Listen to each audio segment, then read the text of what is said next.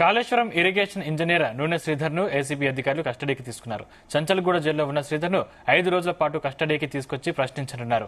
అక్రమాస్తుల కేసులో ఇటీవల కాళేశ్వరం ఈయని పోలీసులు అదుపులోకి తీసుకున్నారు. ఆయనకు కోర్టు 14 రోజుల రిమాండ్ విధించింది.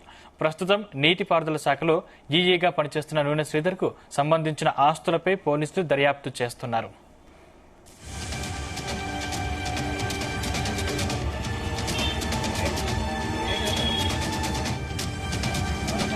నూనె శ్రీధర్ కు ఏసీబీ కోర్టు 14 రోజుల రిమాండ్ ఇవ్వడంతో అతడిని చంచల్గూడ జైలుకు తరలించారు.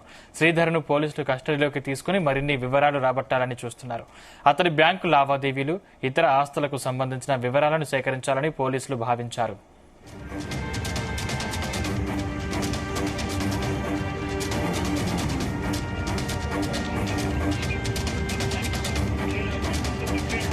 శ్రీధర్ భారీగా ఆస్తులను కూడబెట్టినట్లు పోలీసులు ఇప్పటికే గుర్తించారు. హైదరాబాద్, కరీంనగర్, వరంగల్లో శ్రీధర్ కు భారీగా నివాస సముదాయాలు, ప్లాట్లు ఉన్నాయి.